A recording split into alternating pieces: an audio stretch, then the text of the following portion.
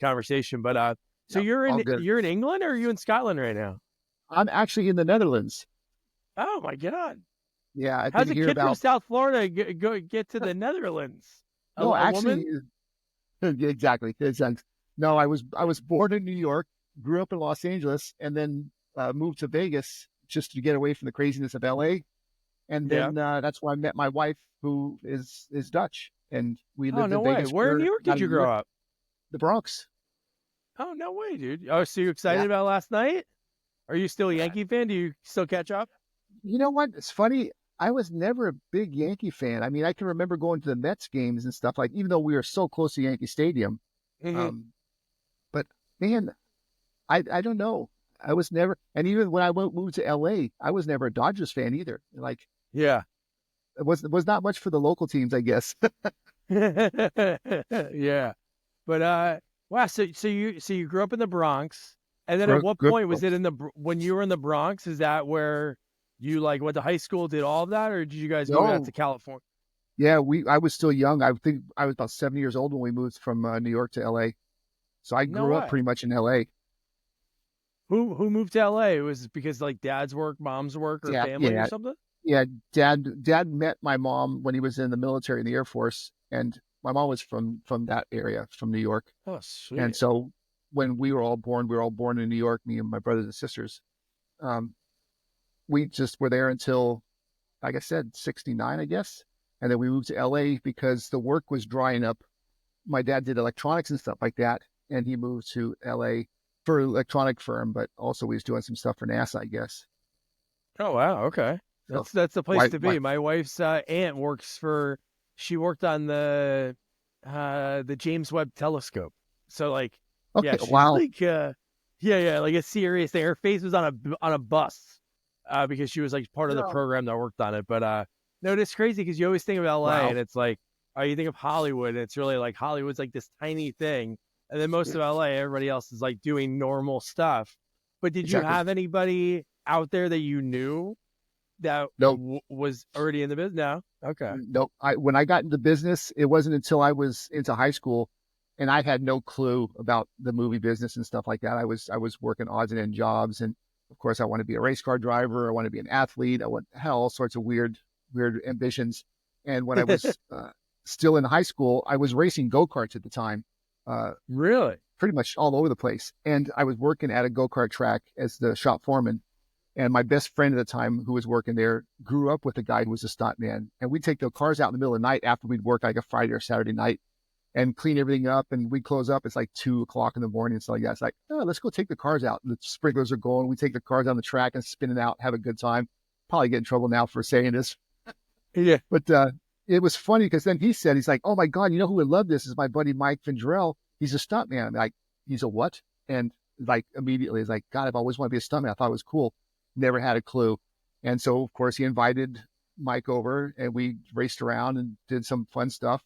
And at the end of the day, at the night stuff, I said, I've always wanted to be a stuntman. You know, what does it take to be a stuntman? It's like, well, let me take you to the movie set, see what you think. And so he took me to my first movie set was Fast Times at Ridgemont High, the football sequence. Wow, what? Yeah. That is like a touchdown movie. I've talked to a few people that took other jobs instead of working on that, like the art Oh, director, this guy David Snyder. He chose Back to School, I think, over no. this over that. So it was like this weird thing. Like he was like, I still had fun like Rodney and like being on that movie, but like Fast Yeah. Times is like such a It's a, perfect encompassing 80s, the malls, everything. yep, exactly. So the whole football sequence when they were doing all the football stuff, and I was out there just pulling pads around and just watching and stuff like that. And all at the end of the night, mornings comes up, sun's coming up, we have a wrap and we go for breakfast and stuff. And so Mike says, it's like, what do you think? It's like, dude, this is what I do on weekends for fun and you're getting paid for it. Hell yes, this is what I'm doing. And then he got divorced. I trained with him for a short time, but then he got divorced, moved away, and I lost track of him. But the seed was planted. It's like, all right, now I got to do this. And so it took me some time because I didn't know anybody. I had no connections to the business whatsoever. So it's just building connections, networking and doing extra work, becoming a PA, whatever it took to be on a movie set, you know? Yeah. And then once I finally got in the union 3.5 years later, I never looked back. That is insane. So that is how it all begins. Like, it's so funny when you think about it when it comes to doing this, like to Yeah. doing this job. You can have like the dream of doing it and you could put yourself in that situation, but sometimes it's like something you're not even thinking about. Like Well, you, and that was just it. yeah, That was exactly it. I mean, I didn't even think as stuntman as a job when I was younger. It's like, yeah, of course you see it in the movies and stuff like that, but that was to me, it was a dream, like, oh yeah, no, I don't know what it'll be to be in the movies. And, yeah, here I am today looking back. It's like, holy shit, I'm in the movies. yeah. No, that's wild. So from there, you're already in at that point, like, or did you meet somebody while on that set that led to like your first time, or No, how did that work out? not at all. I mean, I met a bunch of who I look up to now is like these legends in the business and stuff like that. And most of them have passed on. But, just being there is like, all right, now what's it going to take? So I started looking into it. It's like, all right, what's it going to do? And there were some extra agencies. And this is the days, the 80s and stuff were like that, where the movies in Hollywood was still big. And so I just Yeah. registered with extra agencies and just anything to be on a set. And once I was on set, then I would introduce myself to stunt guys and, and just hang around. And then when I wasn't working, I would go out back in the old days when you could actually walk on a movie set and stuff and hand out pictures and resumes and stuff. I just put together a simple little resume with some silly, things on it that I did for student films or whatever. And just hand these things out. And I think after a while, somebody would just finally say, somebody please give this guy a job so he'll leave us alone. Yeah. Yeah. Because some of your early credits, and again, IMDb is not always like 100% accurate, Great. are like one like, is Island Fury. Is that Island somebody? Fury. Is that you? Yeah, Island Fury. God, I can barely remember that. That's 80s. That's like Um, really early, and it's even dated probably wrong because, oh no, probably the I think same it year, is. right? 83.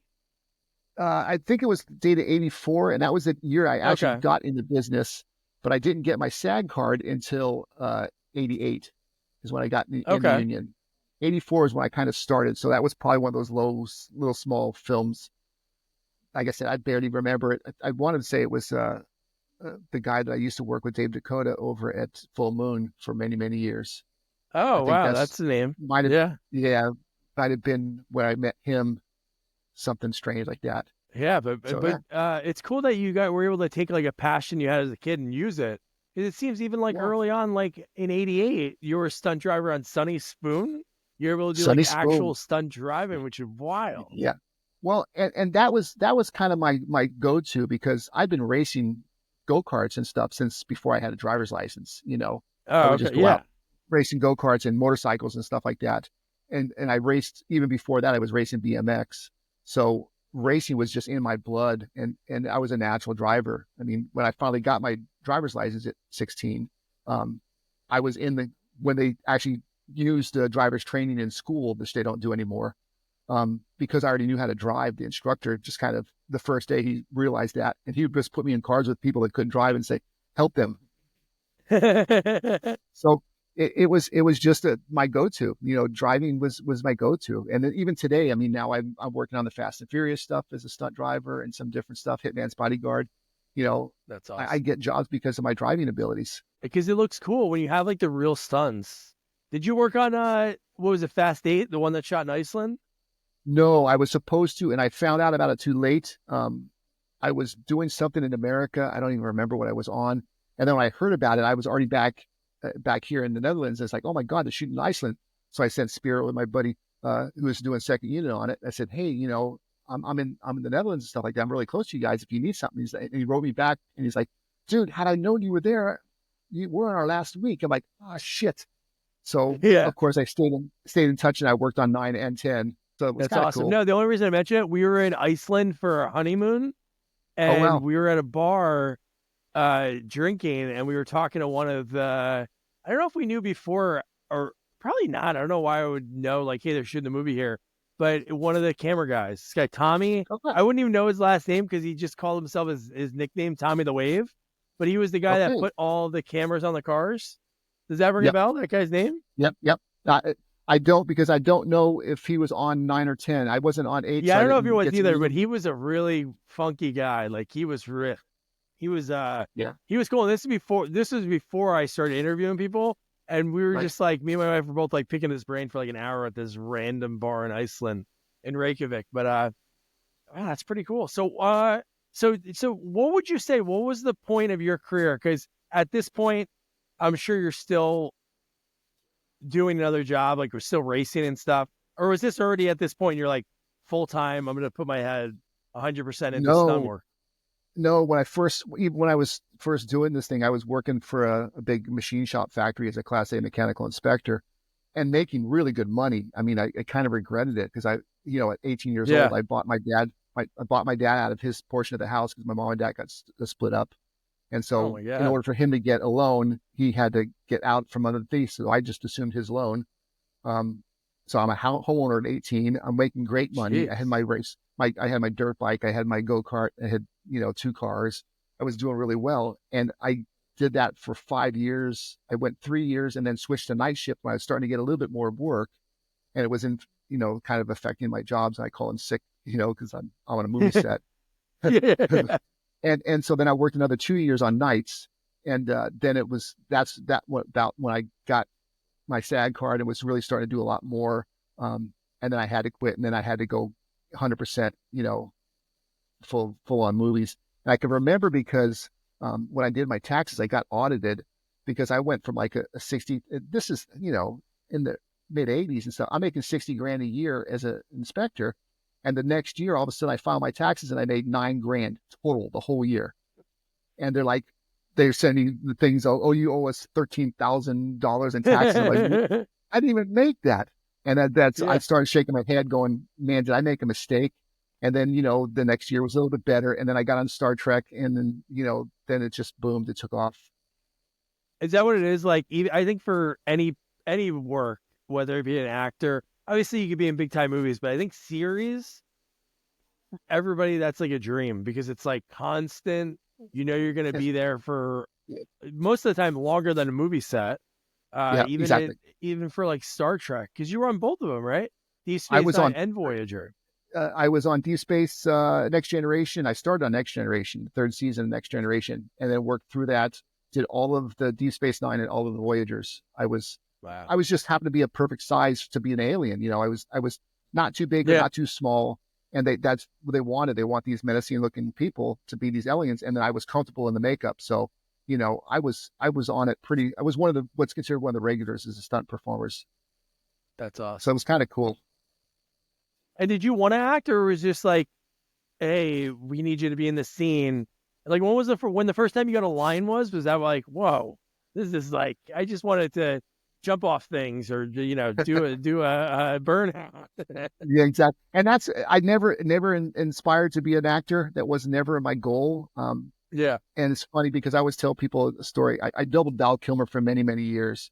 And we were on a movie set in Las Vegas, New Mexico, and he wanted to go into town to get something and he didn't want to go by himself. So he asked me to go with him. Of course, we're dressed alike, we look alike. And we're walking down the street. He gets mobbed by a bunch of these kids and they want his autograph and picture. And Val's like pointing at me. He's like, get a picture of this guy. He's way more famous than I am. He's done a lot more movies. And they look at me and they look back at him and just shoo me off and blew right and went right back to Val. Like, see, that's the coolness about this. I can go wherever I want. You can't. Yeah. What So what no, uh what films? What bunch of films did you double him for? with Val, I started on Wonderland. I coordinated Wonder. That's why I met him.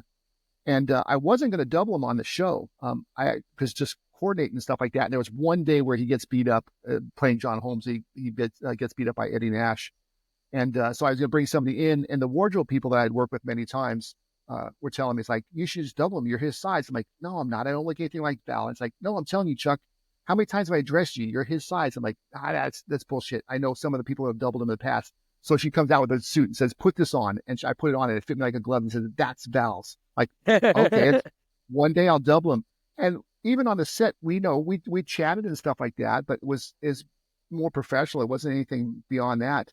And as soon as I showed up on the set dressed as him, then he just lit up. And it's like, then we were buddies and stuff from that point on. And, I got along with him really well. I did that. I did a couple of small films, Columbus Day, what was the one, Conspiracy in New Mexico. And then, of course, we did Kiss Kiss Bang Bang. Oh, Um, nice. yeah, there's a handful of them. So I think I probably did 10 films with him. I'm not sure. But isn't it But crazy? Dublin, Like there's a stuntman from my hometown. His name's Mark Riccardi. I know. I He Mark was well. You do? He's from Yeah, he Mark. graduated high school. I grew up in New Jersey. Yeah, Well, I'm still here, but he's like 2 years older than my mom and dad. So I yeah, finally talked to him like a few months ago. So you must know if you know him because of Star Trek, right? It yeah, yeah. because of He Star Trek? doubled Jonathan Frakes. He doubled Jonathan Frakes, and Yep. Yes, he did. I Yeah, doubled John Delancey. I was Q stunt double, and so we worked together a lot. that's amazing. Me, Mark, Yeah, there's like Dennis there were Madalone is from three. Jersey as well. Yes, another South Plainfield guy. Yeah, and there was another guy in that on there. But when he was telling me the story about him, he was saying his nickname. So I like was trying to tell my mom, I'm like, "Do you know this guy?" And it was like, "No, no, no." He was like the first guy of that crew that went out to Hollywood. Man, that's crazy. So you Dennis know all Danger those guys, Madalone. yeah, Yeah, yeah, no, yes. Dennis is one of my best friends. I love Dennis. We clicked. I don't remember how I met him through somebody else, and I was doing these little low budget shows, and I needed some people that had more. I knew cars and stuff like that, but as far as crashing and stuff like that, of course, racing you don't want to crash. So Yeah, I had some little sequences and stuff like that. So I bring Dennis in because he was known to do a lot of car stuff, and we just got along. And then all of a sudden he got Star Trek, and then it was game on. And he used me all the time on Star Trek. He's still one of my best friends in the business. that's awesome. His cool clip, if you search his name, is when he was on Carson and he Yeah, blew up. He did an explosion on right on the stage. yeah, yeah. Like, We did a couple Carson.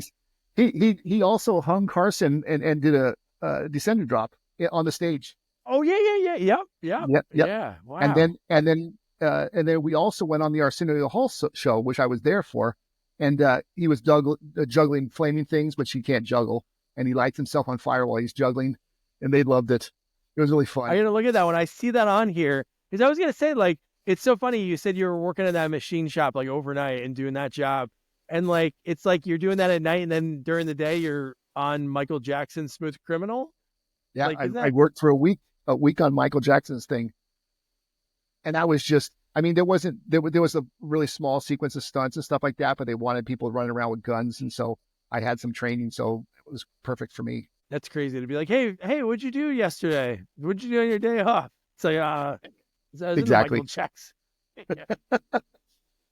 No, it is cool, and I think that's what I love still to this day. That my job every day is something different. I mean, even if you can say, oh, it's another car chase.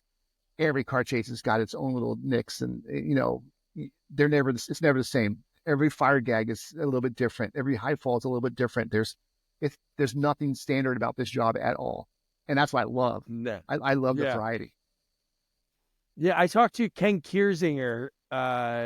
He played like Jason in Freddy vs. Jason, but he was stunts in the 80s and 90s. He was telling me like back in the day, like in Vancouver, because that's when he started, like that whole boom of like the Vancouver filmmaking. And he would have like a bag, like a stunt bag. And he's like, this bag would have everything you'd need in it. Oh Like you yeah, bring it to a set, you'd have your burn stuff. You'd have yep. like because you never know. Like you just said, like you could go to set and it's like, hey, we were in the script, it's this, but we're going to change it like last minute, like, Most of the time you know what you're doing, but there was certain shows and certain productions. There's a company called PM Entertainment that we did stuff for, and that was exactly it. yeah, I pretty much emptied my garage into my car because I didn't have a clue. I had all my lap belts, all my car stuff. I had fire gear. Because they would literally come up with something like doing a car chase, like, oh yeah, but this car's gonna be on fire, so you're gonna be in it. Like, holy shit, I wasn't planning on that, but I always had it yeah, covered because I yeah, just yeah. knew Yeah, by you then. have to. Yeah. In most cases, you know what you're doing, so it's not like it's a big shock that all of a sudden you're going into a high fall and they said, "Oh, we're gonna light you on fire." I'm like, nah, this usually planned way ahead of time nowadays. But certain shows, like I said, PM, they would just wing it. It was just okay, yeah, it says let's do this, but we're gonna add this stuff in, like just for fun. Like, Yeah. all right, But when that happens, so Chuck, let's say you get to a set, like even if it was planned out that, hey, you're going to be in this car chase, you're going to do a 180, go in reverse, and the car's going to be on fire. Like, what is your preparation? I know you've done it so many times, so I'm sure like you close your eyes and do a 180 and go in reverse or whatever. But is there a practice that you would do? Like, obviously not burning the car, but do you practice all the stunts prior to the film rolling? Yeah, it depends on what the stunt is. If it's like like you say, it's like a precision sliding thing where they got to do it. We can actually do that in the rehearsals and stuff like that. Not so much for us. I mean, it's more sort of show the cameras what's going to go on so they don't miss it. Especially like you say, if the car's on fire, you got one shot of this thing before the car, or we're going to crash it.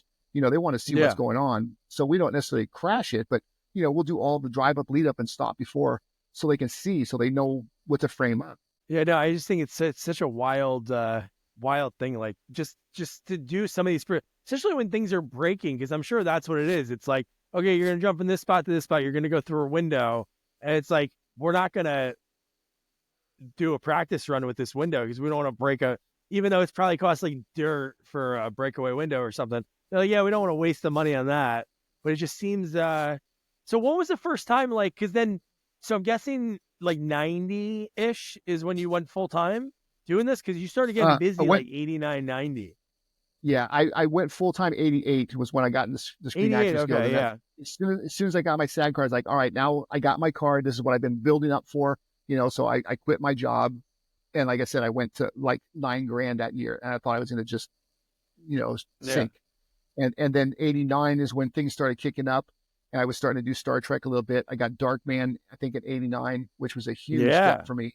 And then the 90s were great. The 90s were just on fire for me. It Do you was my remember like the heyday. first movie? Were you always a fan of film, like growing up, like watching movies, like or particular actors or stunts? Were you Uh, thinking of stunts then? You think if you look back, you're watching, any movies from the 70s, early 80s, you're like, oh man, I wonder how that's done.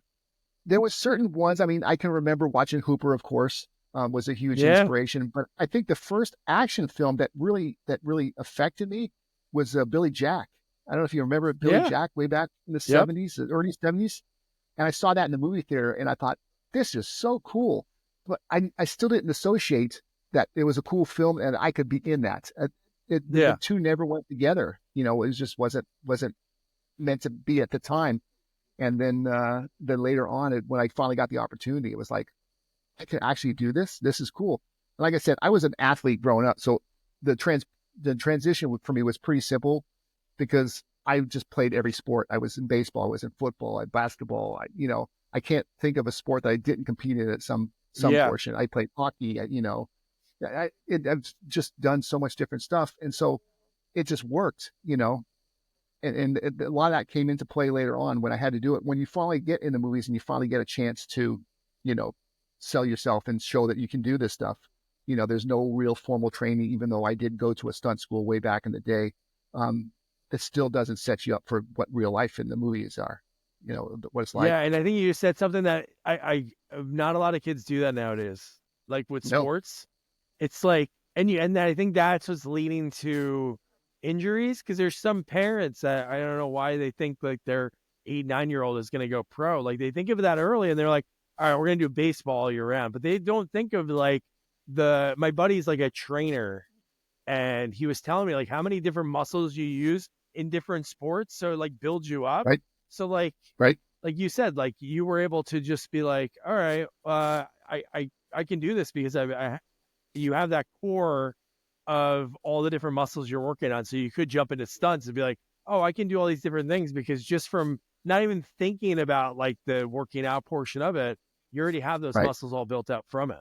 Exactly. It's yeah, and the muscle memory is insane and stuff like that. And you know, even if I didn't do something in a certain amount of time, I'd done it so much in the past that it was no big deal. Like the BMX and stuff Yeah. like that, and the motocross helped me a lot. I did gymnastics as a kid. That was a huge help.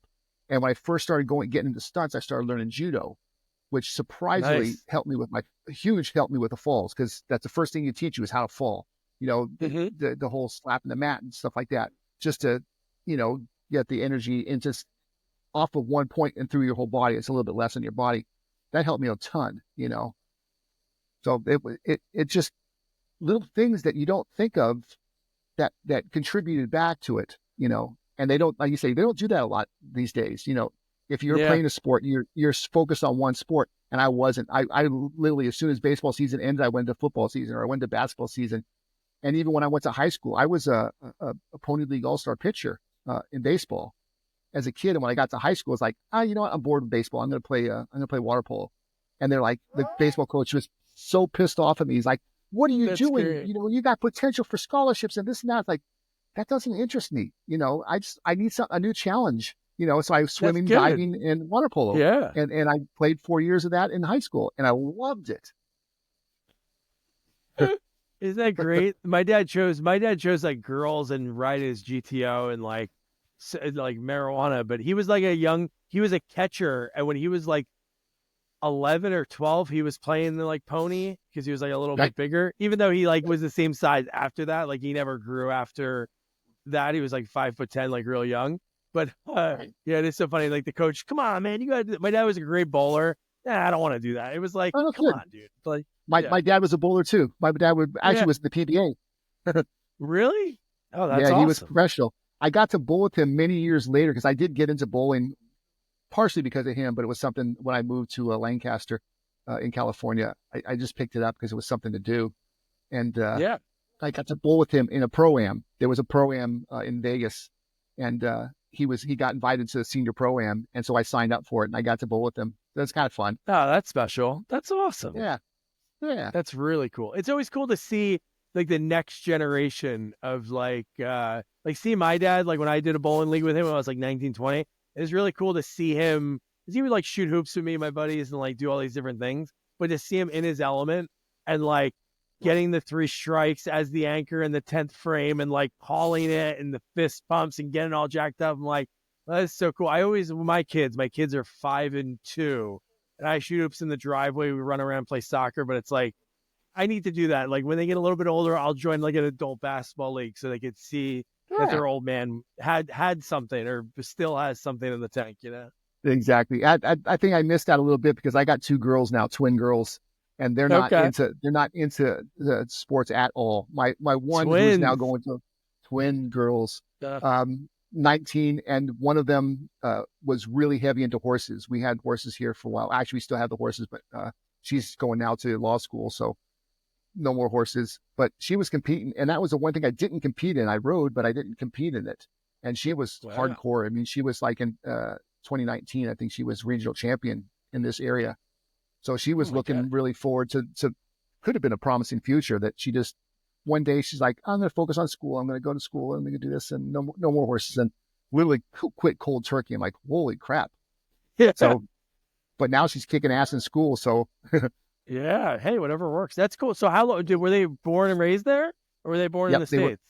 nope, they were born right here in the Netherlands. And we did, when Wow. they were a year old, we moved back to Vegas for a while because at that point I'm still working a lot in the business and stuff. And we made a deal. It's like, listen, up until the girls start school, I want to be able to go back to the States because that's where my work's at.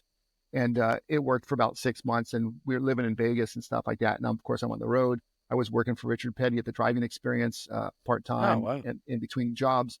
And she, within a month, she's like, I can't do this. When I'm single in Vegas, it was fun. I have two kids. I can't go anywhere and you're Hmm. gone. No more. So we wound up moving back to the Netherlands and we've been back here since. Wow. Where'd you meet her? Like through the film biz or just No, somewhere random? nothing. Yeah. In Vegas, when I moved to Vegas, we Oh, met on the okay. strip and like I said, we met on the strip and dated for about a year there, went back to California for a short time. I was working with a helicopter company, flying helicopters and stuff like that. And then when she wanted to start a family, it's like, of course, we're not going to start it in Vegas at that point. And so she said, I'm going to go back to my doctors. And I flew back here. And at that time, now all the work was moving from LA more towards Atlanta, New Orleans, Oh, okay. Yeah. the East Coast. So I was flying from either LA or from Vegas to say Atlanta or New York or something like that. It's the same flight from Amsterdam. It's like, well, hell, if it's that thing, I'll just move to Amsterdam, not Amsterdam, but Netherlands, and Yeah. no big deal. I just commute back and forth just like I'm doing now. And so it was a no brainer. And I love it where we're at now. It's peaceful. It's quiet. I'm in the farmlands with nothing but Yeah. farmers around. Nice. They're great. The people here are just wonderful. Is your house really old? Like early Actually, 1900s? ours is 100 years old. Actually, Okay. in was built in 1927, I want to say. And Sweet. what our house is an old barn. It was for the animals and stuff like that. That somehow got converted over to a house, and they've left the outside. It's got the roofs. It's all brick. It's all old fashioned, but the inside they've completely customized and made it really nice. So, Sweet. I love it. I love old houses. That's where I we're me at. We're too. in like Western Jersey, and it's kind of farmy, but we're in an old Victorian house, like 100 years old. It's fun to try to we do a lot of the work ourselves to save money. It's Yep. ridiculous, like to Yeah. spend. But wow, that's awesome, man. So I love how you say these things, and I admit to you because you do them. It's like, oh, this is just something I do, but it's like, yeah, no, I was flying helicopters for a while. It's like, whoa, how do you get You into know these what? other things? Is that something you just wanted to do, and then one day was like, I'm gonna get my helicopter's license? You have your pilot's license too? I do. I do have my license. I always wanted to fly, but I never thought about helicopters because it was just Yeah. kind of out of my thing. When I lived in Lancaster, I was taking flying lessons, which I never got my license at that point. Actually crashed a plane Oh my in a god. windstorm. It just ground looped. It didn't do anything major, but I was just learning. I was doing solo touch and goes at Fox Field, and I got blasted with a side gust, and it just blew the same plane sideways. And of course, I didn't have the experience at that point to correct it, and just spun me out on the runway. Of course, it was quiet, so it was no big deal. But yeah, it wound up it did a nose dip, and it was a prop strike, so it destroyed the engine. But Oh my that god. was it. It was it. Thank God for insurance. But it Yeah. wasn't until years later when I was living in Vegas and stuff like that. The same guy who introduced me to Mike at the go-kart track was hooked up with a helicopter company doing sales and marketing for them, and they were looking into getting more involved in the movies. And so Mike says, "Hey, I got your guy. Chuck is coordinating stunts, and he's doing this stuff, and he's always involved in that." So I met with the owner of the company, and he explained what he wanted to do. And I said, "Listen, let's make a deal. I want to fly." And so he's like, "Fly away. That's not a problem." So I got all my lessons for free, and in turn, I managed all their helicopter stuff, and I actually got him in a union. I got him a SAG card, and got him some parts, and it just went from there. And then the company went under, but I still had my license, so it was no big deal. And it was just something for fun. I never wanted to be a pilot for a living. Another guy I brought in that flew with me, that was his goal always. He wanted to be a helicopter pilot, and he's a stuntman as well. And he's got his instructor license now, and he flies all the time. I just wanted to fly for fun, just like I Yeah, don't want to yeah. do it for a job. Did you ever get to do it for a movie? Any helicopter Um, stunts or anything? Not flying. Of course, I did the helicopter stuff in Darkman, and I've done some other stuff hanging from No. the skids and stuff like that, but not as the pilot because I'm not a commercial license. I've just got my private Ah, okay. again, so I can't fly for profit. But I can fly it. Like when we do scouts and stuff like that, it's like, let's jump in. We'll take the R-44 and take 3 guys, and we just go fly out. No big deal. But I couldn't be paid for it. Now they would pay for the fuels or whatever, and but as long as I wasn't compensated, it was legal. Yeah. What would you say? What was the first film that you remember that? It's always hard to ask this question, but I always like to. I've been asked it with special effects people, and that so for stunts, like what was the first movie you remember watching your scene and saying Oh like wow. holy shit, I did that, like Yeah. something hairy or not something like simple, but do you remember like watching yourself on the big screen or renting the I've movie and not. seeing it? I mean, I've seen some stuff, but not very often. Most of the Yeah. time, especially back in the day, I was always so busy that whenever Oh yeah, it you're was on the out in next the movie. movies, Yeah. yeah, I've moved on and stuff like that. I do remember, and this is before I got in the union. My first film I was on was a kids show called Hot Sunday, and it was just a silly little thing. And one of the electricians on the show was a friend of mine, and they were looking for people to be pirates on this thing. And so he called me up, and I wound up walking the plank. I had to fall off the plank into the water. I think that was my first actual stunt, and I did Oh get to see really? that on TV when it came out. I think that was probably the first time I saw myself on film was Hot Sunday playing a pirate. Oh man. So you mentioned like PM Entertainment before. Did they do like Circuitry Man? Was that a lot of Uh, those movies that you worked on or no? no, they did these low budget action shows. Nicole Smith and I think Michael Madsen did a Oh, bunch of okay. stuff with them, and they did Like CIA the 2 LA. probably. That's them. Yeah, they They did were like the more yeah the cyborg movies and things along that line. okay. Skyscraper things. I've seen a bunch of them, but I don't even remember them. Yeah, yeah. They No, just would. no, Well, because I saw you worked on. I was going to say The Connection probably because you worked on Renegade on USA, yep, and then yep. it seemed like you worked with Lorenzo Lamas a couple times. And I I interviewed worked. Kathleen Kinmont, his ex-wife. Oh, she's cool. Yeah, Oh yeah, yeah, the best. Yeah, yeah. No, so they shot Renegade unbelievably down in like San Diego. awesome. Yeah. Oh Yeah, really? Okay. yeah. They would just bring the guys down from LA and stuff like that. I don't even remember how I got on that show. Friend of the coordinator, they were looking for a specific look or something like that, and I fit it. And once I went down there, I think I went down once or twice on that show, and then I also did a show called Mars down there, which was with Olivier Gruner. Oh, It was okay. the same time I was down there, so I was already there, and they said, "Hey, you want to work on this thing and get beat up by Olivier?" I'm like, "Sure," and he like literally kicked the shit out of me.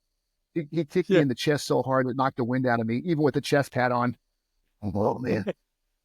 And it's funny, another guy, that was the first time I ever worked with him, and we become friends and stuff like that. I haven't seen him for years, but he's also a helicopter pilot. And no, we've stayed friends. It's kind of fun. Yeah. Oh my god, man. Yeah, you just have so many cool. It's cool. Like I think when it comes to being stunt, I like an actor can't be in so many different things. But sometimes you can't just be like in an action movie one week, a comedy the next week, a drama the week after. It's like very rare for actors to be able to do that. But when it comes to Yeah. like stunts and behind the scenes, you have more of an opportunity to do that. It's even cool looking on here. Like you worked on Tenacious D, the Oh, yeah. HBO show, and then Yep. like not too long after, it's like the Seawolf executive target. So like within these movies, all within like a year, you're working on such different things. Yeah. And literally in that time, the town was so busy with stuff. We would work all day on one thing, and I would literally go and film all night at something else. And we do that for 2, 3 days in a row, like around the Yeah, clock. I'd be sleeping in my room when I got a chance, but man, you just burn out. It was good to be young, but there was so much work that you couldn't say no. And it's like, I mean, you could, but you never knew when it was going to end. So you just yeah, keep yeah, yeah. going. And That's it true. was, You never know I worked when on, it's gonna tap out. yeah, when I was doing Darkman, I was coordinating another show. It wasn't Circuitry Man. It was another one like that, another one of those robotic movies and stuff like that. I was coordinating Yeah, that during the day and then working on Darkman at night and then on the weekends. So yeah. And there's weeks I'd work on in one week I'd work on 4 or 5 different shows just in it one looks week. like it.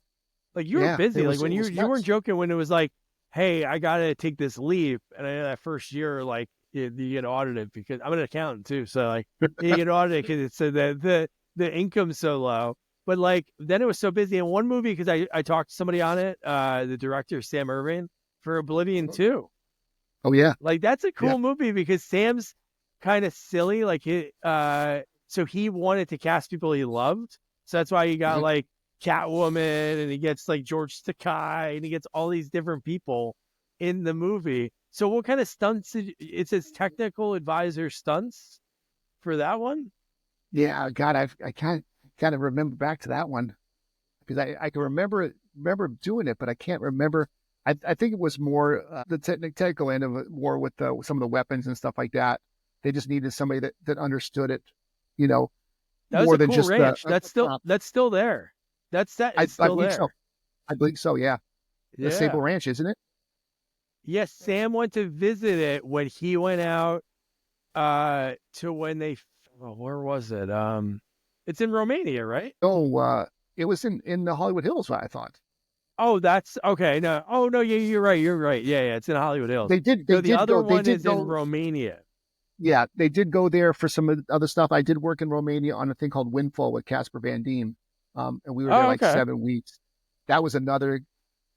It's funny because you say we got all these different stories and stuff like that. I got so many stories from Romania that was just nuts. That show was crazy, Yeah. but it was a great experience, and I was really worried about doing it because it was the first time I did a film overseas, and I was worried about like, what if we get hurt, and what if it did this, and it worked. Why not being a wonderful experience? So. Yeah, they just went over there because everything was cheaper. Like the local hires they can get save so much money. And for like a company like Full Moon, they're like, hey, let's see how quick we can shoot this and how cheap we can shoot it, which is crazy. You think about Exactly. like flying to another country, flying all these people, and it's like it's still is able to help out. But even in that same year, like 96, you work on that. Then it has like, you worked on Eraser and Independence Eraser, Day. yep. That's And again, it was Eraser. I got through the rigging guys, Lane Levitt and stuff like that. I was studying rigging through him, and they had the big sequence where he drops into the junkyard and stuff like that, and jumps out of the plane and drops into the yeah. junkyard. And so there was just a big rigging deal, and so he needed all hands on deck. So he said, "Hey, do you want to come out and work with me on this?" And that's where I got to meet Joel, and it was just great. We were at Griffith Park. We reconstructed the junkyard in the parking lot there, and had cranes and stuff to drop the parachute thing in. That was one of the first big huge films that I was on. I mean, I can remember still going in, because you'd go to the catering and stuff like that. You got craft service stuff. There's a table set up with some snacks and stuff like that, maybe an ice chest. And on Eraser, it was a 40-foot trailer that was like, it was decked out like a grocery store. I walk in and there was like a roll of just potato chips, and it had every kind of chips you could think of. I'm like, holy shit. It was just insane. So that was fun. And then, then I worked, I was friends with Dan also. We had started kind of coordinating together. Me, Dan Bradley, and Spiro were kind of this little loop of people. I've seen like every other show I was up against, one of the two of them. And so we just became all friends and stuff like that, because like we kind of made a gentleman's deal. Like, listen, we're going to compete against each other. No big deal. No offense and stuff. And if I get the show, I'll bring you on it. You know, you can work a day or something like that, and vice versa. And that's how I got Independence Day. You know, Oh, he needed wow, some okay. guys to fill in from that. So it was fun. And then I think I was in Independence Day, like one little quick sequence where they're running into the elevators at Roswell with the fireball coming in. And I'm one of the last people into the elevator doors as the debris is falling on our heads and stuff like Oh, that. wow. And then the other stuff we shot down below was supposed to be in the underground thing. They cut me out of the movie, so I didn't get in it, but I still got paid, so I don't care. Yeah. It's Man, fun. dude. It's cool to do that, especially in an industry like you said. You're competing every time you're going to go in for a job. It's probably going to be the same few people. It's like actors. If you have a guy, if you're a tall, skinny white guy, there's a role for tall, skinny white guy. You're going to go in that room for that open audition. You're going to see the same guy. So why not? Especially in an industry Exactly. that you can work together, you know? Exactly. And even through the 90s and stuff like that, it was still a pretty small group of people, and we were all based in LA. And that was the time you had to be in LA if you wanted to work. And now it's the complete opposite. You know, you can be anywhere, and there's so many people now that it's just insane. There's so many stunt performers, and it's really hard. I feel bad for the young people coming in, because it's really tough to make a living at it, because just there's not enough jobs.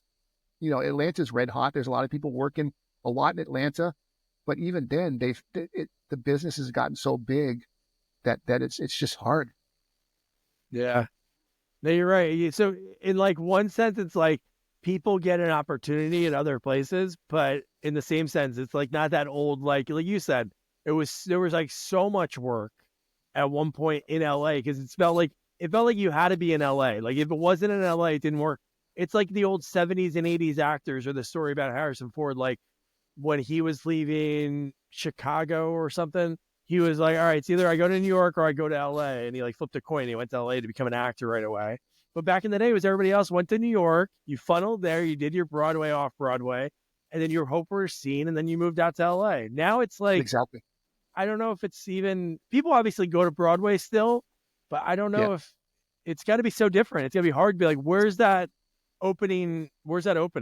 You know? That's exactly it. And even when you filmed outside the LA area, back in the 80s and the 90s and stuff like that, they would fly us wherever. I mean, I would fly to Kansas, Oh, I would fly yeah. to Texas, you know, for the shows, because there was just nobody there.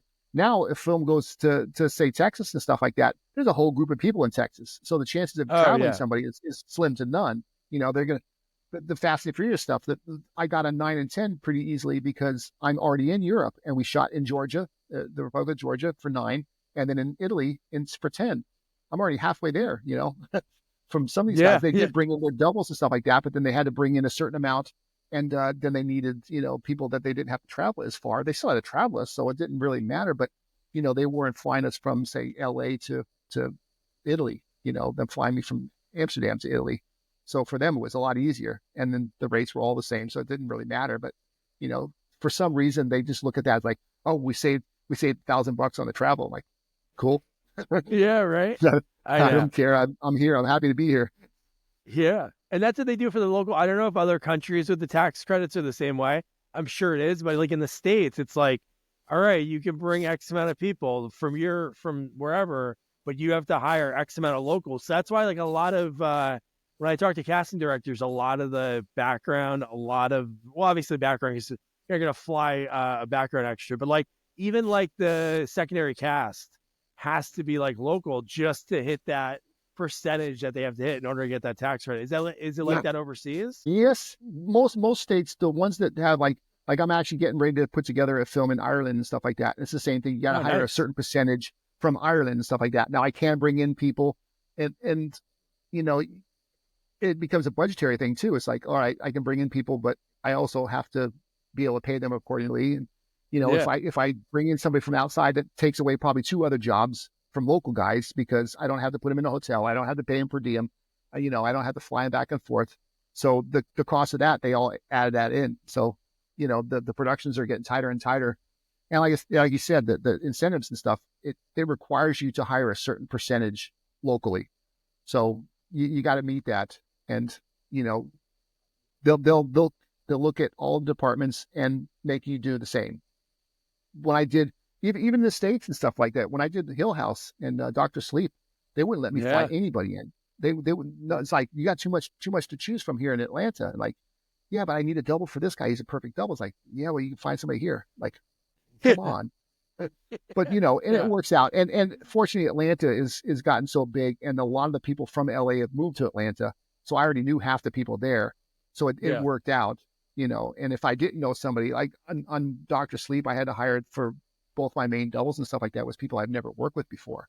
But I went off recommendations. Like they said, oh, so and so worked for, Casey, I think worked for Jennifer Badger. And I go way back. So I called her up and say, hey, what do you think? It's like, oh, she's wonderful, blah, blah, blah. She'll do a great job for you. And sure enough, I mean, he was hats off, did a great job. That worked in my favor, but it's tough.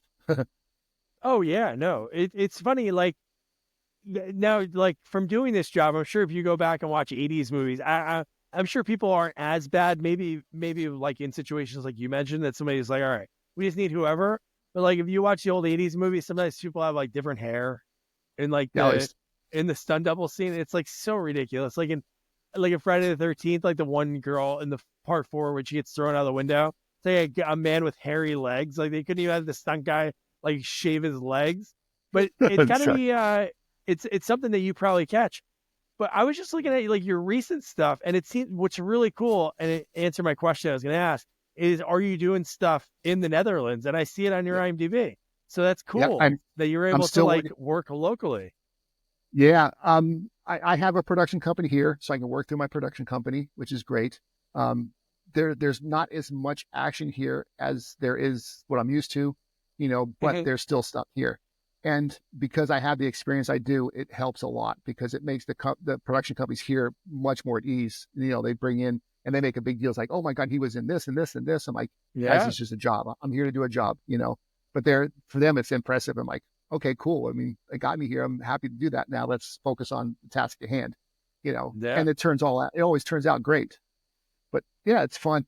And shooting here is a lot different than shooting in the States because I always compare it to shooting here, even on a medium budget show, is like shooting a student film because they don't have the money. They can't put the money in because they'll never return it.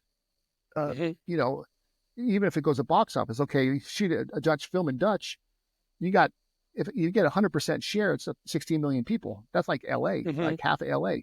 So it's really tough for them to return their money. So they got to keep their crew down. They got to keep the stuff down. And of course, then they say, oh, stunts are expensive. It's like, I can get around that. Tell me what you want to do and we'll see what we can make happen, you know, and there's stuff we can cheat. There's stuff we can do. I know all the tricks and things, but they're afraid of it. It's like, no, we can't afford that. We can't afford that. I'm like, all right, I get it. I get it. Yeah. You should do But it's like fun. do you ever teach out there, or is there like a stunt school in the Netherlands at all? Not really. And there's just, and I've been approached a couple times. I've taught some people one-on-one. Mm-hmm. I had a company called Stunt Camp that we did for like 7 years, and it was more just an event center for kids mostly to come out and be a stuntman for the day. and we teach Yeah. them how to do fights. We do high falls into my airbag, and we did a bunch of stuff. But it was never meant to teach people.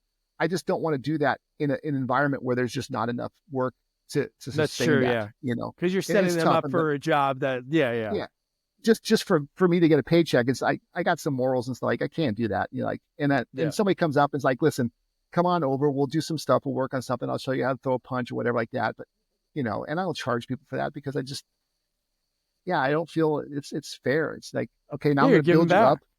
Yeah, I'm Yeah. going to build you up so you can not succeed. Because I there's just know. no work. So it's a tough position. Yeah.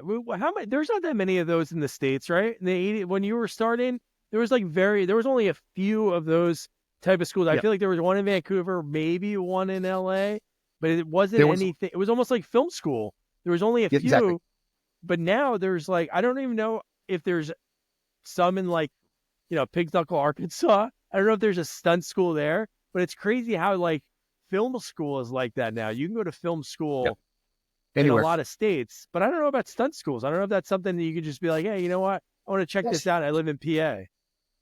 I don't know if there's like official stunt schools anymore like it used to be because they just don't Mm-hmm. run like that. But a lot of guys, especially guys that have done a couple stunts here and there and they're not making any money, and they'll throw a seminar together. It's like, all right, we're gonna do Mm-hmm. a fight seminar. We're gonna teach you how to do fights. And I always caution people like, okay, you may depends on what they're gonna charge you. You may learn some stuff, but in general, you're learning from somebody that really may and may not know what they're talking about. And there's a couple guys. I mean, Yeah. I've seen recently, especially in Atlanta, they've done a couple of fight seminars with some class guys, and everybody's like, oh, "What do you think?" It's like, no, I mean, these guys are top. They'll definitely take care of you. But then there's all of a sudden another guy's like, "Oh yeah, so and so's doing a fire burn clinic." It's like, "What's his name?" And they tell me his name, like, never heard of him, and I Yeah. know Yeah. everybody. Yeah. Yeah. Yeah. And that's You sketchy know, when you don't know a guy that's doing a burn because that's like a yeah, serious thing to put on your resume. exactly. And he's probably done one or two stunts here and there, and now he's trying to subsidize that by doing the stuff. And it's like, all right, hats off to you, but you're gonna get somebody hurt. You know, Yeah. that's not cool.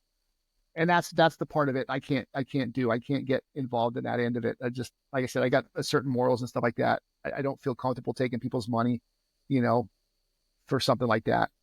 Production is a different Yeah. point, a different story when I'm working on production because I'm performing something and they're making money off of me, so it's win-win. Yeah. No, definitely. Chuck, what would you say like if you could have like I'm sure that you could probably think of like 5 or 10 or even probably more than that. But what are some of like what would you say like is a stunt that you could think back to that looks really good or went really well? Well, I'm sure obviously most of them go well because you're here talking. But I'm saying like what is one that you can remember and was like holy shit, like that looks good or something that was like maybe complex at the time. I think I always fall back on this one is Darkman. When we did the Yeah. helicopter sequence in Darkman, for a number of reasons, because everybody's done car stuff, everybody's done fire stuff, everybody's done high falls, and they're still done to this day for the most part. That helicopter sequence was kind of a very unique and different thing, and it won't be duplicated because now with the computer stuff and everything else, it's just too expensive for them to go back and do that. And the insurance regulations, stuff like that. I mean, we literally flew for 4 weeks through downtown LA with me hanging on the cable 40 feet underneath the helicopter, swinging through the town, stuff like that. That will happen again. And so for me, that's like that's just the golden apple for me because that's so unique that there's a handful of people that can say they've done something like that. And I'm really Yeah. fortunate to be one of them. So I'm happy about Is it the that. first time you ever tried that? I would say, would you say a lot Oh of the yeah. stunts that you've done? I know there's some of the same like concept, like roll away or jump off of this or like a prop, like a falling off the building, but like something like that. How do you prepare for that? 40 feet Testing. hanging from it. It's just testing and stuff like that. And it's testing. I'll use something completely different. We did a catapult here in the Netherlands when they wanted to launch a guy, myself, over the big circus tents. They want to do this big catapult over a circus tent. So something like that's not done. And so it's like, all right, let's Yeah, do it. So they had already engineered out the catapult, and we tested it with sandbags and dummies and stuff forever before I ever sat in this thing. And I'm then sure. we did and we did a test, and this arm is like 18 meters long. So I'm coming out of the top of this thing at the peak height when it releases me 60 feet in the air. It's just like, and just flying through the air. And the test we did was into water because I didn't know what to expect. And so we built this thing right on the edge of the water. And it went great, but it was such a hard hit because I didn't anticipate hitting that hard. I was hopefully going in like a diver. And when it threw me out, I Yeah. couldn't get corrected. I went in sideways and just balled up and it just rang my bell and they had to pull me out of the water. And, and then we never wound up doing it because once we did the test, okay, we were happy. We tore it all down. We moved it to the facility where it's going to go. And they had like 2 weeks to set it up and they tested it. And as soon as they started pumping up the volume on this thing, it never worked right. So we never got to do it for the public. So the only one we did was the test that I went into the water on. And it was just, and they're Oh my still God. talking about it. Like, we want to do it again. It's like, well, let's engineer it and we, see if we can do it. But it was just so complex. It became a nightmare. Is that typically something you do, like with using dummies or sandbags for Yeah. testing Depends on things, or what it is. is that like, yeah, Yeah. Depending on what it is and stuff like that. And some situation like that, you can, for certain sequences and stuff that you just can't, but you can step it up. It's like, all right, we're going to go small here. Maybe you got to get launched across a ravine or something like that, Alpha ARM or something like that.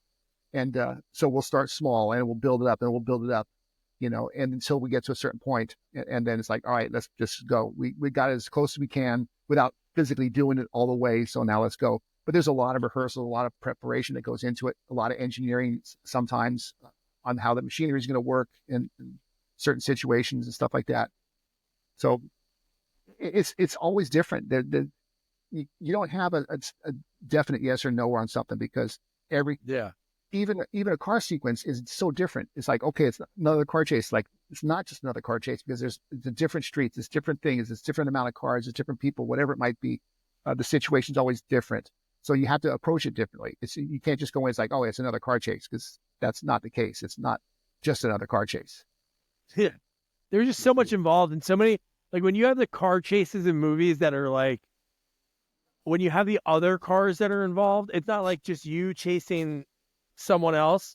But when you watch No. the movies and there's like the other cars on the road, like just normal like pedestrians, not pedestrians, but like normal people within the movie, not involved. I always think like, holy shit, man, there's so many people that have to do the right thing. Like sometimes like 20 cars can be in this like sort of thing. It's insane how those Yeah. scenes can work because if one person is off, it throws off everything. That's exactly it. And the Fast and the Furious stuff like that. When we went to Ah, Tbilisi, Georgia, I think we had between 30 and 40 stunt guys that were from the States or part of that unit. And then we had another 30 to 40 local guys from Georgia on top of that. And yeah. they were just doing the precision stuff where we would come slide in between them, stuff like that. But it took every person to go through and coordinate. It's like, you got to be here. You got to give me this much room and blah, blah, blah. It's pretty involved. It can get, of course, Fast and Furious is big, but Yeah, it's yeah. still, it's like you got 80 cars and all have to be going, and they're going different directions usually, because you got both lanes of traffic. Okay, we're going to swing over. You guys swerve out of the way. You're going to slide here. Make sure you don't hit them. It gets pretty involved. Yeah. And that's why it looks so good. Like those, I always think of stunts. The reason that I, I love stunts, and I'm sure most people do, because it's real. Like nothing against like the Marvel movies and stuff like that. But when you have like so much CGI and stuff, like I love watching, like give me like an old like Death Wish movie or like those Agreed. like 80s, 90s action movies because that's a guy getting thrown through a window or that's a guy taking fake punch. Like just I don't know, there's something just real about it. Just like practical special effects. Like like somebody built that or there's like some art form involved. So it's so cool that man, just so many credits you worked on. I can't ask you about all of them, and we're at right about an hour, so that's like my sweet spot. But just a There you go. few because there's sequels that you worked on. And I talked with Steven first, Okay. and not Steven first. I talked to his two kids, which I think was even cooler because he passed away about 10 years ago now, I think. Yeah, But a his little kids while are back. like Yeah. so cool. Both work in the industry. One's an actor, producer. The other one's an actual composer for a bunch of Oh, movies. He wow. actually composed Need for Speed, that movie No that came out a kidding. few years ago. Yeah. Oh, cool. But you worked on Little Bigfoot 2, The Journey Home Little, with I Steven, like one of his last movies. Were you a fan of his from like Animal House and everything? Yes, I loved him in Animal House and stuff like that. And when he was on Little Bigfoot, it was kind of cool. It's like, and of course, you get on a set and it's a little bit different because you kind of you got to approach it as not a fan. You got to do it as a profession. Totally. You know, I work with guys like him and others that I've just admired for so many years. But when you get on the set, it's like, all right, I got to focus. I got to stay Hmm. at attention, stuff like that. And he was a gentleman. He's so much fun to work with. And that was one of the ones. I was the stunt coordinator, I was a second year director, and I had a part in that. I was one of the bad guys, the main bad guys. I think his name Oh, was that's Leonard. amazing. Yeah. So there's pieces in there where I'm actually doing, because I was always on set. We were shooting up in Big Bear in LA, and it was just fun. It was just a fun show. Yeah, I just think it's so funny. Like I don't know if I would be, or maybe I'm just saying this, but like if I don't know if I'd be starstruck when it comes to like the big names. I think it's some of those people that are in those small roles that are touchstone moments that you see all the time. Even like Tom Bosley, like Yeah. seeing like Happy Days is like something that my parents had me watch Nick at Night when I was a kid. So like some of these characters, I feel like I'd be like, oh my god, like Stephen First to me because I was such a young kid watching Animal House or watching Animal The House. Dream Team or St. Elsewhere, and like Yeah. it's cool that you were able to do that so much. So you were the second unit director on that. I was a second year director on that one too. So that was a fun. So I had my hands full, which is probably one of the reasons You, I didn't have a lot of sequences with Steven. I remember we were doing something around a campfire with him and something else, but then they'd usually ship me off to do establishing shots or do a stunt sequence or a chase sequence or something like that. So I didn't get to stay on the set with him as much. Um, and it's funny because you talk about being starstruck and stuff. I think the only time I've ever really been starstruck is exactly what you're saying. It was a no-name actor that nobody knows who it is. It's a guy named Emil Sitka, and everybody's like, "Who's that?" And he's the only actor to work with all four generations of the Three Stooges. And oh, and to really? me, I'm a huge Stooge fan, and I loved it and stuff. Okay. So it was the film I got my SAG card on. That Sam Raimi and Ted Raimi were both actors in. Scott Spiegel was the director, and Scott was another one was a Three Stooges fan, and found out how to get this guy and brought him in for a cameo. And he was the guy with when Shemp had to get married. I don't know if you follow Stooges, and he would say, "Oh, Oh hey, yeah, do you no, I'm love a big birds?" fan of him. Yeah, he was the guy, or he'd always walk in with a drink. He's like, "You drink, madam," and get hit in the face with the pie. It's like, "One moment, Yeah, madam," and walk off. yeah, yeah, He yeah. was that. He was always playing little bits in all these things, and he was supposed to be the next Stooge before it fell apart. When Huh. I guess Curly Joe passed away. But to me, it was like, and they said that it's like, oh my god. So I sat down and talked with him, and he started telling me stories about the Stooges and stuff like that. I was like a kid in a candy store. I was like, it was amazing. That was probably the only time I can honestly say that I was starstruck, because it was just Yeah. that was something I never thought I would live, because the Three Stooges were so far gone by the time I got into business. How But old was yeah, that guy? He must have been in his 80s, no? At that yeah, point? this is in the '80s that we did this. Yeah. So And I he worked must with have him been on two 80 because films. all that stuff's He 30s, he had to 40s, been right? Yeah, exactly. And he had to been in his 80s at that time. And I know when we did Nut House, he was in that, and then he had a stroke while we were not on set, but while we were filming, and I had to bring in a double for him to do the rest of the sequence because we were doing a pie fight. He was right in the middle of it as a waiter and stuff like that. So we just had him come in, and we threw a towel. It's like he'd always walk around with this towel on his arm, and he throws it over his head. I put the double, I put the thing in, and he went through the whole sequence. I had the double for that whole sequence. But yeah, and he passed away shortly after that, which is kind of a shame. But to me, Oh, that was the high point for me. Is yeah. somebody's like, there was like, who, but you work with Arnold, like, yeah, Arnold was cool, but Arnold's Arnold. So Yeah. Yeah, but that's cool. Yeah, because Three Stooges, it's so funny. Like you think of like the old because Hollywood is a bunch of and it's just like anything. It's any art form. There's some time imitation. It's very rare that even if I was sitting there joking around with my kids, it's very rare that I think of something, even if I don't in the moment when I say it or something. It's from something I've seen or done in the past, just like movies. And you see the Three Stooges that has been used so many. I can think of off the top of my head, like just if I sat here for a while, or if you or I sat here and thought about movies, Police Academy 6 has three Stooge like characters, the same bits. yeah, Three Ninjas, the three bad guys are the yeah, same thing.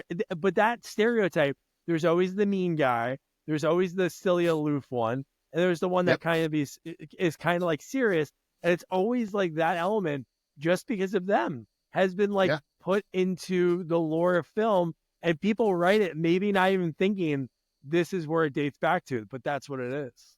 Yep. And most people these days don't put two and two together like that. It's like, Nah. to me, because I've been doing it so long, and even back when I started, it was different, where you knew your history about films, and today people Mhm. don't.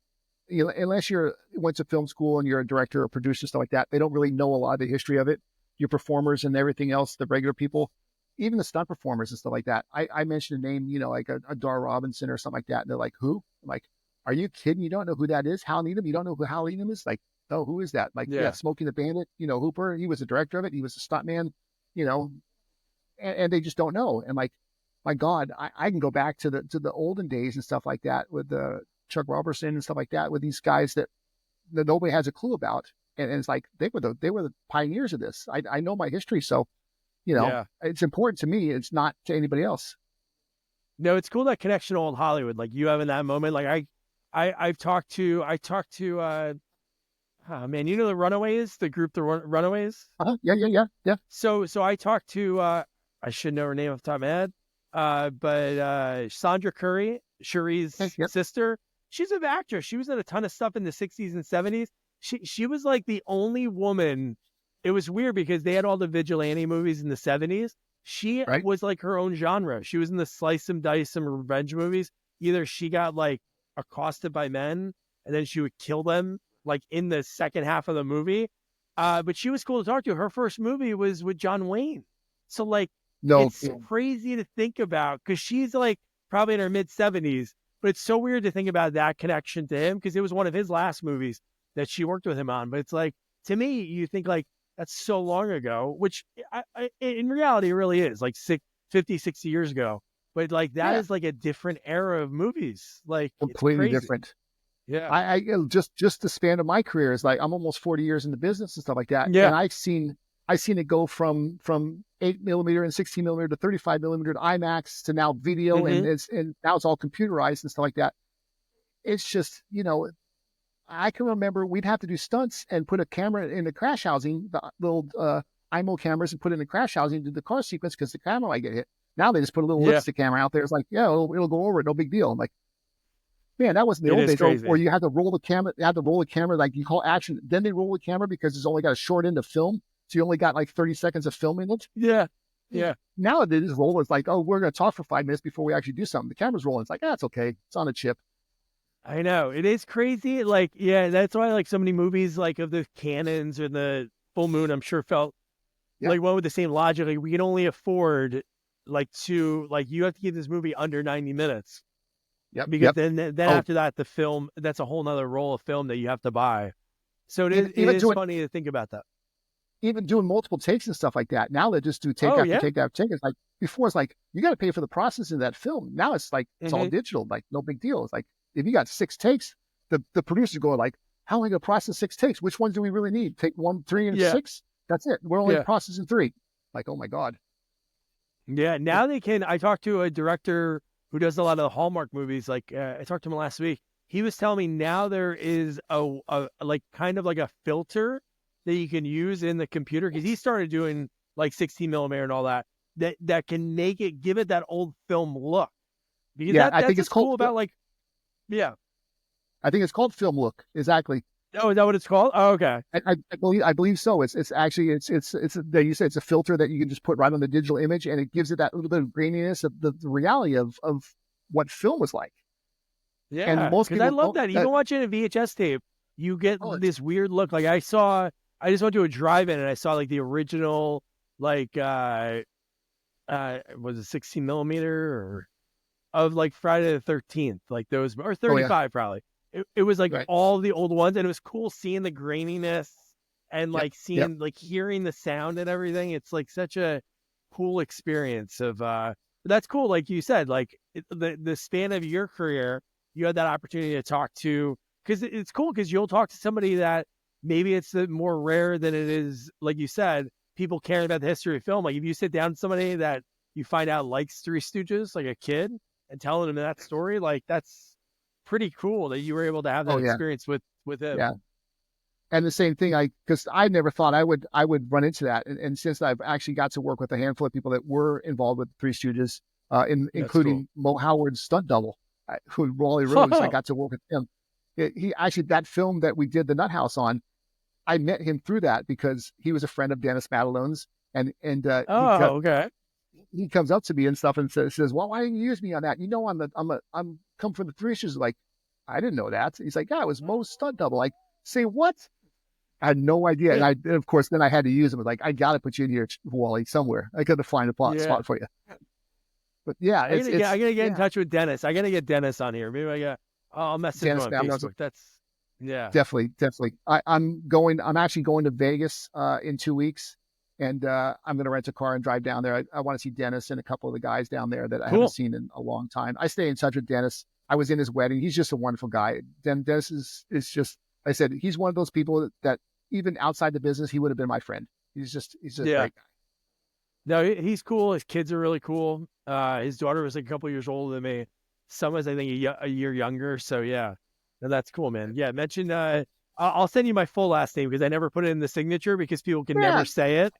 But yeah, that's so cool. So I always like to ask these questions at the end. It seemed like obviously I could probably guess the answer to this, but like if you weren't doing stunts, you probably would have been a race car driver. You think? Because it seems like you were in there wrong. Obviously, you were in a career at that time. Like you had a good Yes. paying job. Like you said, you took on the mortgage, at the age of Yeah. 18. But were you still full time racing at 18, Um, 19? I don't think I was ever full time racing because even when I Oh, did, I okay. was going to school, so I was racing kind of part time. But it started taking over a little bit later on when I was in high school and stuff like that. And we would take off for like we'd have a Christmas break, and we would literally drive from L.A. to Daytona with the carts to race at Daytona for the week and then get back before I go Wow. back to school. So Racing that on was the the part, Daytona track? racing go karts on the Daytona Speedway. That's really And awesome. that was crazy. And I've since got to drive the big track in a NASCAR because I worked for Richard Petty for years, and they flew me around because they had a handful of instructors that they can use, and so there was only 6 full-time tracks, and we had 30 some odd tracks, so we didn't have enough people. So all of a sudden they say, "Oh, we need somebody to go for a week or two to Daytona." I'm like, "Sure, why not?" That was just fun just to be able to say I did that. The only tracks I didn't get to Yeah. do, it would have been nice. I didn't get to do Indy because it would just, even though I heard it's not a very fun track, it's very rough. But just to say I got to drive Indy would be cool. And then the smaller tracks, the Bristols and stuff like that. Those are the ones I really, Yeah. because those are driver tracks. The big bank tracks, they're fun. California Speedway was fun, but it's just flat out. It's not a lot to it. Just knowing how to set up the turns. Yeah. Wow. That's awesome, man. And how about this? So how about in your career, like early on, did you ever have the wherewithal to like keep any mementos or anything? I did for a while. I had pictures. I had at one point when I was doing a lot of car crashes and stuff, like I used to take a piece off every car that, Oh, whether that's the hood cool. ornament or the mirror or something like that. And it just got so much. I had a huge box of this stuff. It was weighed a ton, and I finally had to get rid of everything. And so I don't have anything anymore. And even pictures, I can't find half the pictures I have from way Yeah. back in the day. And I kind of miss that, but it's kind of also fun now. I can go back and rent the movies and stuff like that and pull clips off. Like, oh my God, I remember that. I remember doing that. Yeah. But now we No, it's have so the hard, but I've phone. never So heard that before. That's a neat keepsake. The cars it that you was kind of, crash. That's neat. we were doing so much of it was just like whatever. We just take a piece of something small, just like a handle from the car or something like that. And hood ornaments were the best ones because they would come off pretty easily and stuff like that. But they'd all be scratched up and stuff like that. And you just put them in. But then I had so many of them. It's like I didn't even remember. It's like I didn't remember what I did with this one, where this came Yeah. from. It was just another piece of metal. And it's like, all right, time to get rid of it. And kind of wish I Did you had ever? it, but I don't. Yeah, I know you're good. I do have a. Yeah, yeah. No, I no. do. It's I good do to have have that stuff. But then, what are you going to do with it, or how are you going to get to the Netherlands? exactly. That's Now I do that's have expensive shipping. exactly. I do have a piece from Hill House, the Haunted Hill House, Oh, when we sweet. tore down the sets. We were just taking some souvenirs. I do still have that on my shelf downstairs. It's just a That's piece of rad. the house that they made, and it's like, it's kind of cool. And I'll probably throw that away at some point. But it's like now it sits there. I don't think I've shown it to anybody in years, but But that's cool. it's fun. When did you? How about for like your twins? When did you when did they know like what Dad did, or did you show them like do you remember like what you showed him that you worked on? Like, hey, that's Dad right there, and it's like or I anything. don't, but yeah, I don't think they were never really interested. And thankfully they didn't follow my footsteps because they really have no interest in the film industry at all. Yeah, yeah, yeah. I've invited them to sets and stuff like come out, blah, blah, blah. They did come out when we were filming Dr. Sleep. And I had them come out for a week because I was gone for so long. Yeah. For a week, they came out to Atlanta. And the director, Mike Flanagan, actually put them in the movie. So they did it Really? all up and stuff. Yeah, just as extras and stuff like that. I don't even think they got seen, but they brought But them into that's makeup cool. chairs and did them all up. And they had chairs on the set and like they come on and they're sitting on the film, the monitors and stuff like that with the producers and everybody else. And like, I'm the department head. I don't even get this kind of treatment. And they're like, yeah, well, you're not important, Dad. They're like, yeah, I guess not. But yeah, He seems they, like a they great really, guy. That's a guy I root for him so much because I feel Flanagan, like yeah, I he love, could. Yeah, he just seems like a I, guy that gets it, and I really hope he gets an opportunity like with any like old franchise that he wants to work on because he seems like he really just nails it. Like Haunting a yeah. Hill House, and then what was the other one that he had Well, right after he, that? he, That was like he did insane. some of them. Dr. Sleep was right after that. Oh yeah, yeah, Because that's what it was. Yeah. we literally went 8 months on Haunted a Hill House. I came home for like a month and then went right back to start prepping for Doctor Sleep. I actually turned down another show because I knew I was going back, so I turned it down. And unfortunately, then Doctor Sleep was the last one he did in the States, and then he went to Canada, and the immigration laws kind of limited me on what I can and can't do there, so I wasn't invited, unfortunately. But I've done probably I don't know 6 or 8 films with Mike and Yeah. Hush and Oculus and a bunch of them. Mike's a wonderful guy. The guy is so talented because he came from an editing background. The, Hmm. the guy's amazing. When we were doing Gerald's Game, he took a book that everybody said could not be adapted to make a film and did it. And not only did it, but made it great. I mean, Carla Gugino is awesome in it. They almost did a theatrical release on it just so she'd be eligible for an Oscar because she deserved it. Oh She was wow. so good, you know. Yeah, Mike is so talented. The guy's he's a one man crew. He just knows exactly what he needs, what he wants. Even other times, we've suggested stuff. When we did Gerald's Game, we did a car crash, and he said, "I need a shot over here." It's like, well, what about a shot like this and that? And we got the extra cameras. Like, I don't need it, Mike. But I mean, what if you don't get it? Then we got one car, one smash. It's like, oh, put the cameras where you want, but this is the shot I need. And sure enough, you show the cut and it's that one shot, and it works. I mean, he just knows. He's so good. Yeah. Yeah, that's cool, man. Well, Chuck, I'm so happy we connected. When this Yeah, me comes out, too. I'll make sure I'll send you the link. And yeah, no, that's really cool. Thanks for sharing your story. And No, is there any particular types of movies that you'd want to? Because obviously you're not done doing this. Because I feel like when no, you're in this and you've done it for so long, it's like in your blood. It's like something that has to get to the point that it's like, all right, I can't yep. physically do it. But is there any types of films that you'd want to work on, like going forward, or a dream director you want to Uh, collab with? I mean, I would like to go back to some of the old stuff. I would love to work with Spielberg, uh, people Yeah. along that line, George Lucas and stuff like that. Some of these legends now.